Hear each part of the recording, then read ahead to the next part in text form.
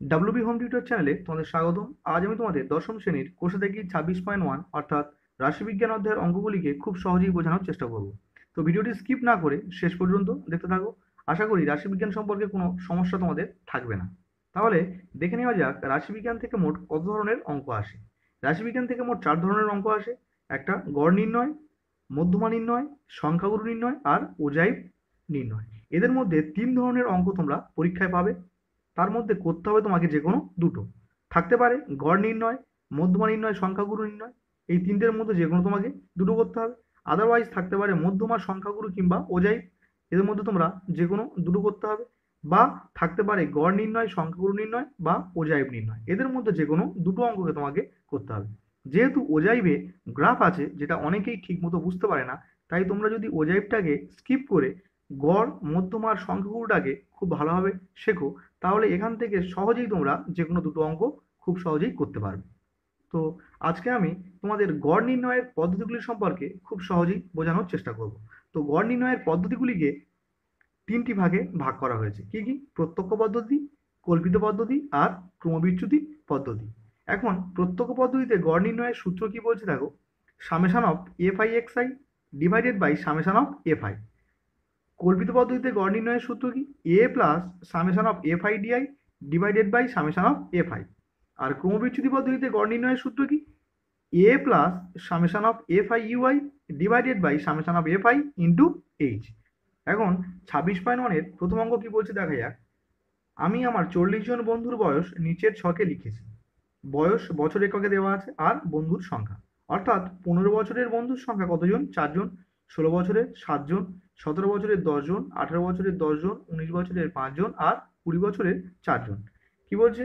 আমি আমার বন্ধুদের গড় বয়স প্রত্যক্ষ পদ্ধতিতে নির্ণয় করি। আমাকে গড় বয়স কি পদ্ধতিতে নির্ণয় করতে বলেছে? প্রত্যক্ষ পদ্ধতিতে। প্রত্যক্ষ পদ্ধতিতে গড় নির্ণয়ের সূত্র কি জানি আমরা?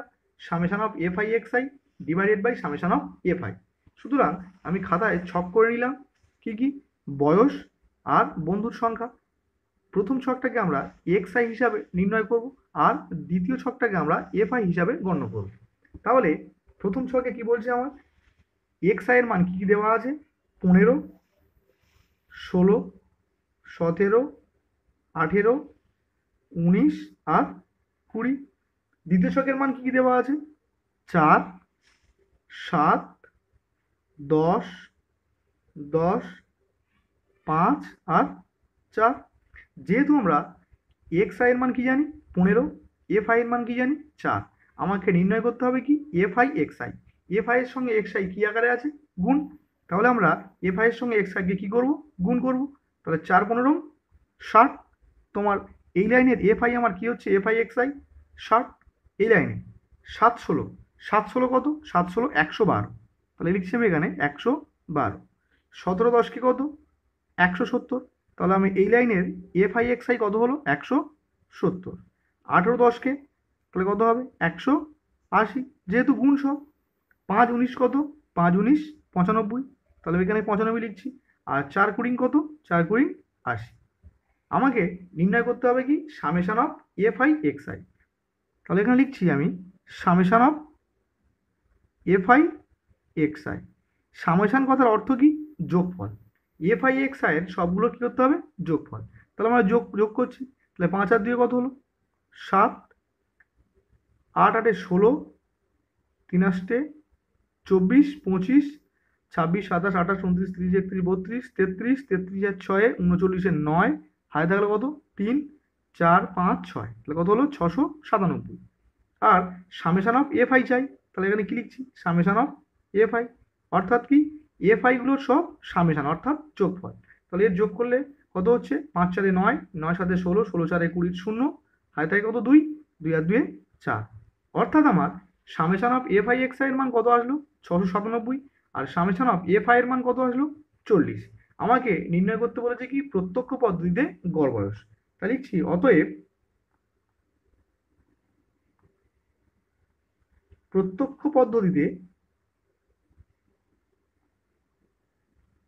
গড় বয়স।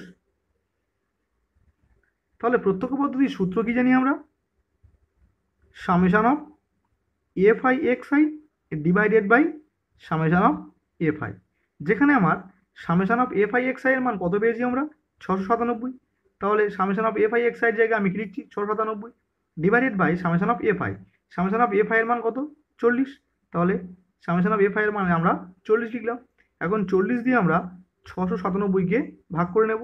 তাহলে 40 এককে 40 একবার গেল, তাহলে কত হবে 9 2 7 নামলো, 4 7 28 280 ভাগ করলে কত থাকবে 7 18 একে 9 দশমিক খাই আমরা শূন্য নিলাম, তাহলে কি হবে 4 4 16 অর্থাৎ 160 বিয়োগ করলে কি হবে 10 দশমিকের জন্য একটা শূন্য নিলাম, 4 দুগুণে 8 অর্থাৎ 80 বিয়োগ করলে কি হবে 20 দশমিকের জন্য একটা শূন্য নেব, তাহলে 40 5 200। তাহলে আমরা ভাগ করে কি পেলাম 17.425।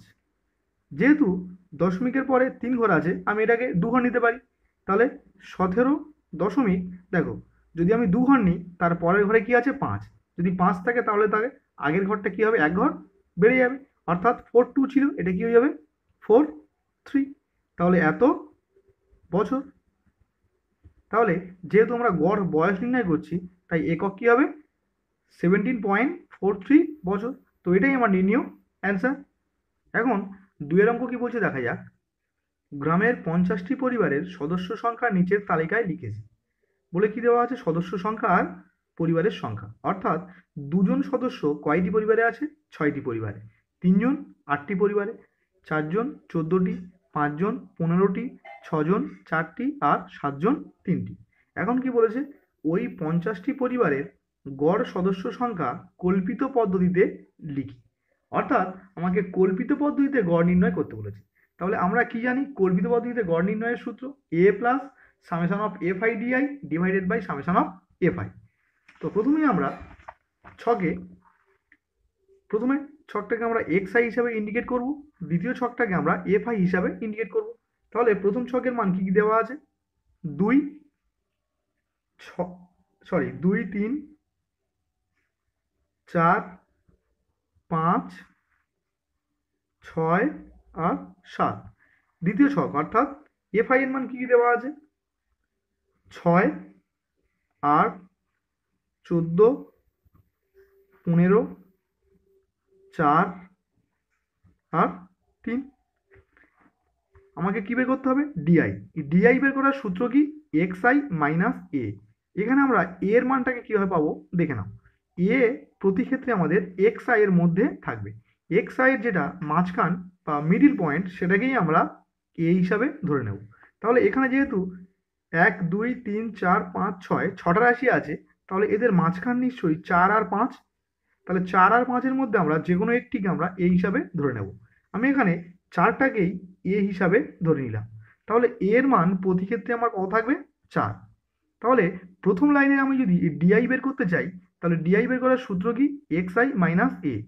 তাহলে প্রথম লাইনের এক্স আই এর মান কত 2 আর এ এর মান কত প্রতি ক্ষেত্রে 4 আমি বলে দিয়েছি আগে। তাহলে 2 মাইনাস 4, যদি আমরা 2 মাইনাস 4 করি তাহলে অ্যান্সার কি পাবো দেখো এর চিহ্ন মাইনাস এর চিহ্ন প্লাস, যদি আলাদা চিহ্ন থাকে তাহলে কি হবে যে বড় তার চিহ্ন বসে যাবে অর্থাৎ মাইনাস বসে যাবে, আর কি করতে হবে বড় থেকে ছোটটা বিয়োগ, তাহলে 4 থেকে 2 বিয়োগ করলে কি হবে 2। তাহলে প্রথম সংখ্যায় ডিআই আমরা কত পেলাম -2। দ্বিতীয় লাইনে কি বের করতে হবে ডিআই, তাহলে 3 মাইনাস কত হবে 4, কারণ এক্স আই এর মান 3 আর এ এর মান কত 4, তাহলে 3 মাইনাস 4, তাহলে 3 মাইনাস 4 করলে আমরা কি পাবো দেখে নাও 3 মাইনাস 4। যেহেতু আলাদা চিহ্ন আছে অর্থাৎ 3-এর চিহ্ন প্লাস 4-এর চিহ্ন মাইনাস, তাহলে যে বড় তার চিহ্ন বসে গেল অর্থাৎ মাইনাস বসে গেল, আর বড় থেকে ছোটটা কি করতে হবে বিয়োগ, 4 থেকে 3 বিয়োগ করলে কি হবে -1। তৃতীয় লাইনে এক্স আই এর মান কত 4, আবার এ এর মান কত 4, তাহলে 4 থেকে 4 বিয়োগ করলে কি হবে 0। চতুর্থ লাইনে 5, কারণ এক্স আই এর মান কত 5, তাহলে 5 বিয়োগ এ এর মান কত 4, তাহলে 5 থেকে 4 বিয়োগ করলে কি হবে 1। আর এই লাইনে কত এক্স আই এর মান কত 6, তাহলে 6 থেকে 4 বিয়োগ করলে কি হবে 2। এই লাইনে কি আছে 7, তাহলে 7 থেকে এ অর্থাৎ 4 বিয়োগ করব, তাহলে কত থাকবে এখানে 3। এখন আমরা কি নির্ণয় করব এফ আই ডিআই। তাহলে এফ আই ডিআই, তাহলে কি আছে, গুণের সম্পর্কে আছে, তাহলে এফ আই এর সঙ্গে কি ডিআই গুণ হবে। তাহলে প্রথম লাইনে আমরা যদি এফ আই ডিআই নির্ণয় করতে যাই, তাহলে এফ আই এর মান কি দেওয়া আছে 6, আর ডিআই মান কত -2, তাহলে 6 দুগুণে 12, কিন্তু সামনে কি আসবে একটা মাইনাস, কারণ মাইনাস দেওয়া আছে, তাহলে -12। দ্বিতীয় লাইনে এফ আই এর সঙ্গে ডিআই গুণ, তাহলে 8 1 8, কিন্তু সামনে একটা মাইনাস এসে যাবে। 14 সঙ্গে 0 গুণ করলে কি হবে 0। 15 1 15, আর 4 দুগুণে 8, 3 3 9।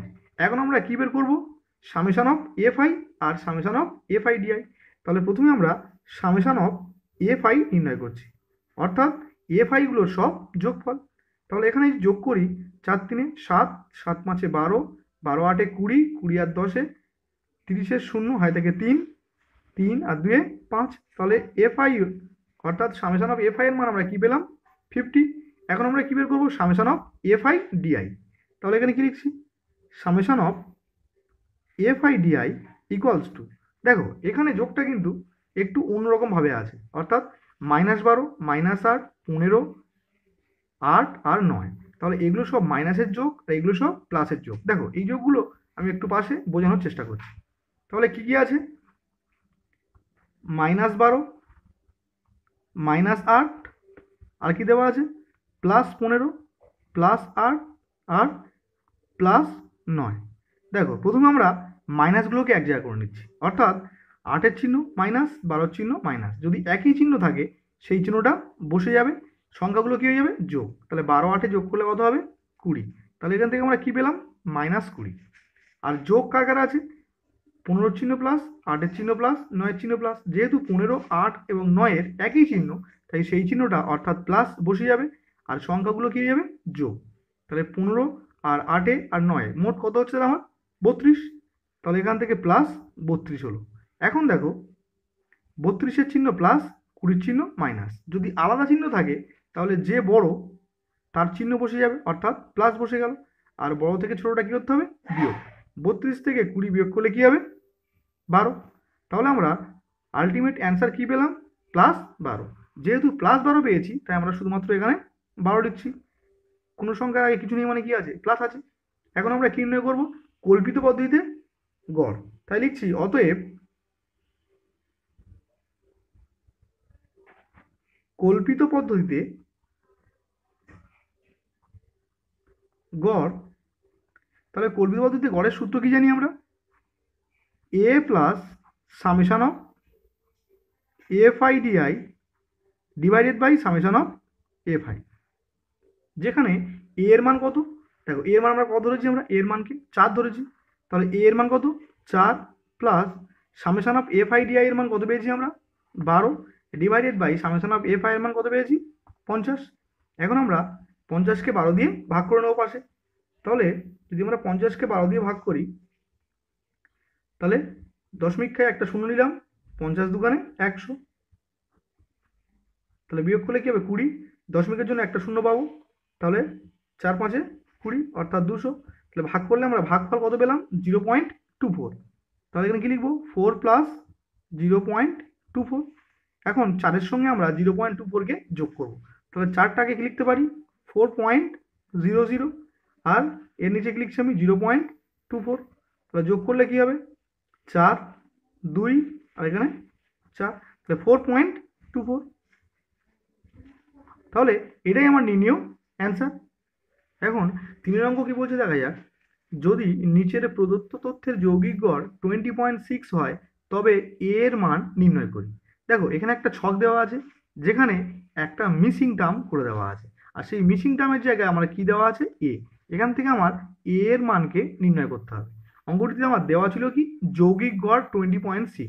যেহেতু এখানে কোনো পদ্ধতির উল্লেখ নেই, সেহেতু আমরা অঙ্কটিকে প্রত্যক্ষ পদ্ধতিতে যৌগিক গড় নির্ণয় করব, আর শর্তানুসারে 20.6-এর সঙ্গে সমান করে আমরা সেখান থেকে এ এর মানকে খুব সহজেই নির্ণয় করতে পারবো। তাহলে প্রথমেই আমরা ছক টেনে নিলাম, চলের ঘরে কি কি আছে সেগুলোকে আমরা এক এক করে ভর্তি করব। তাহলে কি দেওয়া আছে 10, তারপরে কত 15, তারপরে এ, তারপর 25, তারপরে 35। তাহলে এক্স আই ছকগুলো আমরা পূরণ করে নিলাম। এখন এফ আই এর ছক কি কি আছে দেওয়া আছে 3, 10, 25, 7 আর 5। আমরা কী বের করবো? FI XI. এফআই এর সঙ্গে এক্সআই কী হবে? গুণ। তাহলে এফআই এর মান কত? 3, আর এক্সআই এর মান কত? 10। তাহলে 3 10 30। যেহেতু এখানে এফআই এক্সআই অর্থাৎ গুণ আছে, তাই আমরা গুণ করে কী পেলাম? 30। তাহলে এই লাইনের এফআই এক্সআই আমরা কী পেলাম? 30। এখন এই লাইনের এফআই এক্সআই নির্ণয় করতে হবে। তাহলে 15 10 কত? 150। তাহলে এই লাইনের এফআই এক্সআই কত হবে? 150।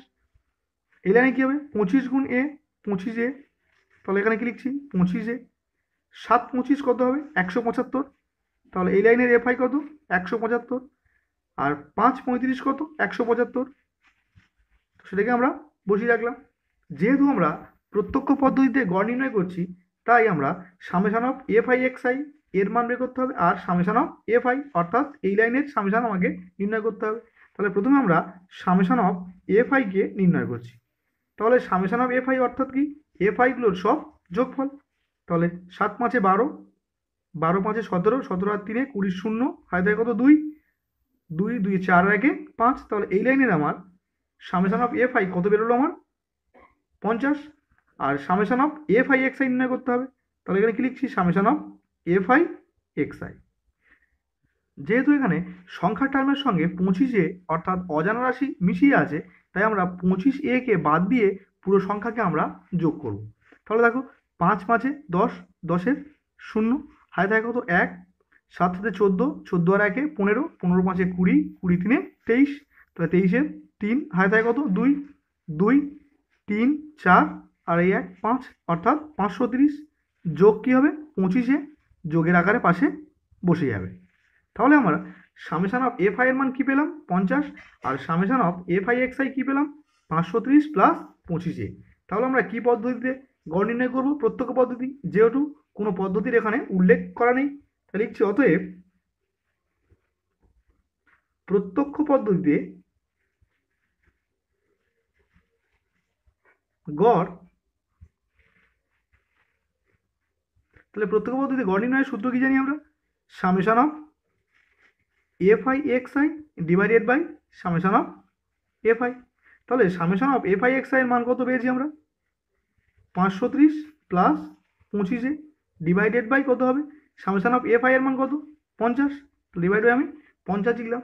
তাহলে আমরা গড়ের মান কি পেলাম?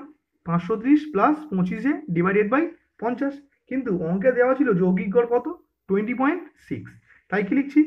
শর্তানুসারে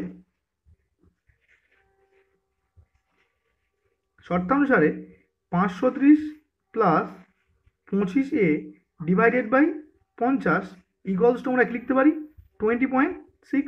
তো এখান থেকে আমরা এ এর মানকে খুব সহজেই ক্যালকুলেট করতে পারবো।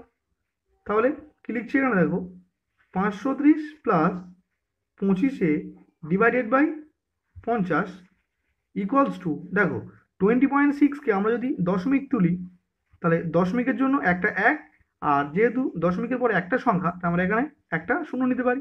এখন 10 আর 50-এর একটা করে শূন্য উভয় দিক থেকে ক্যান্সেল করতে পারি। তাহলে এখান থেকে আমার যেহেতু এর মান নির্ণয় করতে হবে, তাহলে আমরা এই বরাবর গুণটাকে আগে করতে পারি। 1-এর সঙ্গে কোনো সংখ্যাকে গুণ করলে কি হবে? সেই সংখ্যাটি বসে যাবে। অর্থাৎ কি বসে থাকবে? 530 প্লাস 25 ইকুয়ালস টু 5 দিয়ে কী করতে হবে? 206কে গুণ। তাহলে 5 6 30-এর শূন্য, হাতে থাকে কত? 3, 5 0 0 আর 3 বসে গেল। 5 2 10। এখন আমরা যেহেতু এখান থেকে এর মান নির্ণয় করতে হবে, তাই আমরা এর টার্মটাকে বাঁদিকে রাখলাম, অর্থাৎ 25কে আমরা বাঁদিকে রাখলাম। আর ডান দিকে কী ছিল? 1030। আর প্লাস 530কে আমরা যদি বাঁদিক থেকে ডান দিকে নিয়ে যাই, তাহলে প্লাসটা কী যাবে? মাইনাস, অর্থাৎ মাইনাস 530। তাহলে এখান থেকে 25 ইকুয়ালস টু 1030 থেকে যদি আমরা 530কে বিয়োগ করি, তাহলে কী পাবো? 500। তাহলে এ ইকুয়ালস টু কী হবে? যেহেতু 25 এর সঙ্গে গুণের সম্পর্কে আছে, তাই 25কে আমরা যদি ডান দিকে আনি, তাহলে কী হবে? ভাগের সম্পর্ক হয়ে যাবে, অর্থাৎ 500 ডিভাইডেড বাই কী হবে? 25। তাহলে 25 দিয়ে 50 কাটলে কত হবে? 25 দিয়ে 50 আর একটা শূন্য বসে থাকবে। তাহলে অতএব এ ইকুয়ালস টু কত? 20। তাহলে এর মান আমরা কী পেলাম? 20। তো এটাই আমার নির্ণয় অ্যান্সার। এখন 4 অঙ্ক কী বলছে দেখা যাক। যদি নিচের প্রদত্ত তথ্যের যৌগিক গড় 15 হয়, তবে পি এর মান হিসাব করে লিখি। দেখো এখানে একটা ছক দেওয়া আছে, যেখানে একটা মান অফ করে দিয়ে সেখানে কি দেওয়া আছে, পি। আমার অঙ্কটিতে ক্যালকুলেট করে আমার এখান থেকে পি এর মানকে নির্ণয় করতে হবে। অঙ্কটিতে দেওয়া আছে কি, যৌগিক গড় কত দেওয়া আছে, 15। যেহেতু এখানে কোনো পদ্ধতির উল্লেখ নেই, তাই আমরা প্রত্যক্ষ পদ্ধতিতে যৌগিক গড় নির্ণয় করব, আর শর্তানুসারে 15-র সঙ্গে সমান করে সেখান থেকে আমরা পি এর মানকে খুব সহজেই নির্ণয় করতে পারবো। তাহলে প্রথমে আমার যা দেওয়া আছে, চল আর পরিসংখ্যাকে আমি ছকে ঢুকে নিলাম। প্রথমটাকে আমরা এক্স আই হিসাবে ইন্ডিকেট করব, দ্বিতীয়টাকে আমরা এফ আই হিসাবে ইন্ডিকেট করব। তাহলে চলের মান কি কি দেওয়া আছে সেগুলো আমরা পরপর লিখে নিই। তাহলে প্রথম মান কি দেওয়া আছে, 5, তারপর দেওয়া আছে কত, 10, তারপর 15, 20, 25। এফ আই এর মান কি কি দেওয়া আছে, এফ আই এর মান দেওয়া আছে আমার প্রথমে দেওয়া আছে কত, 6, তারপরে কি দেওয়া আছে, পি, তারপর কত দেওয়া আছে, 6, তারপরে দেওয়া আছে 10, তারপরে দেওয়া আছে 5। দেখো যেহেতু প্রথম লাইনের এক্স আই এর মান কত, 5, আর এফ আই এর মান কত, 6, তাহলে আমরা অনায়াসে এফ আই এক্স আই নির্ণয় করতে পারি। এফ আই এক্স আই অর্থাৎ কি, গুণের সম্পর্ক। তাহলে এফ আই এর সঙ্গে এক্স আই কি করতে হবে, গুণ। তাহলে 5, 6, 30। তাহলে প্রথম লাইনের এফ আই এক্স আই কি হচ্ছে, 30। দ্বিতীয় লাইনে 10 গুণ পি, 10 এর সঙ্গে পি গুণ করলে কি হবে, 10 পি। 6 15 90, 20 10 200, 5 25 কত, 125। তাহলে আমার যেহেতু আমরা প্রত্যক্ষ পদ্ধতিতে গড় নির্ণয় করব, তাই আমরা কি বের করব, সামেশন অফ এফ আই, অর্থাৎ এফ আইগুলোর সব যোগফল করতে হবে, আর summation of F I X I, অর্থাৎ এফ আই এক্স আই এর সব যোগ নির্ণয় আমাকে করতে হবে। তাহলে প্রথমে আমরা সামেশন অফ এফ আই নির্ণয় করছি। তাহলে 5, 5 6 11, 11 6 17, 17 7, হাই থাকে 1, তাহলে কত হবে, 1 আর 1 2, অর্থাৎ 27, প্লাস এখানে যেহেতু পি আছে তাই পিটাকে আমরা প্লাস পি আকারে বসিয়ে রাখলাম। তাহলে সামেশন অফ এফ আই এর মানে আমরা কি পেলাম, 27 প্লাস পি। এখন কিন্তু কি করতে হবে, summation of F I X I. তাহলে summation of F I X I এর মধ্যে এখানে আমার কি আছে, 10 পি। যেহেতু পি এর টার্ম অজানা, তাই 10 পির টার্মটাকে পুরোটি বাদ দিয়ে আমরা শুধুমাত্র সংখ্যাগুলোকে যোগ করব। তাহলে শুধুমাত্র সংখ্যাগুলোকে যোগ করলে কি পাচ্ছি, দেখো 5, 9 2 11, আর 3 14 4, হাই থাকে 1 2 3 4। তাহলে 445 যোগ এর সঙ্গে কি হবে, 10 পি, যোগের আকারে বসে যাবে পাশে। তাহলে আমরা সামেশন অফ এফ আই এর মান কি পেলাম, 27 প্লাস পি, আর summation of F I X I কি পেলাম, 445 প্লাস 10 পি। যেহেতু আমরা প্রত্যক্ষ পদ্ধতিতে গড় নির্ণয় করব, তাই লিখছি অতএব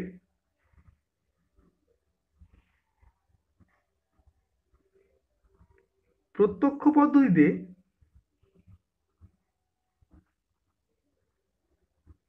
যৌগিক গড়। তাহলে প্রত্যক্ষ পদ্ধতির সূত্র কি জানি আমরা, summation of F I X I divided by summation of F I. যেখানে আমরা summation of F I X I এর মান কি পেয়েছি, 445 plus 10 P, divided by summation of F I এর মান কত, 27 প্লাস পি। তাহলে আমরা প্রত্যক্ষ পদ্ধতি থেকে যৌগিক গড় কত পেলাম, 445 plus 10 P divided by 27 plus P. কিন্তু অঙ্কে দেওয়া ছিল যৌগিক গড় কত, 15। তাই লিখছি শর্তানুসারে 445 plus 10 P divided by 27 plus P equals to কত, 15। তো এখান থেকে আমরা অনায়াসে পি এর মান নির্ণয় করতে পারি। তাহলে 15 নিচে কিছু নেই মানে কি ধরে নিতে পারি আমরা, 1। তাহলে এই বরাবর আমরা আগে গুণ করতে পারি।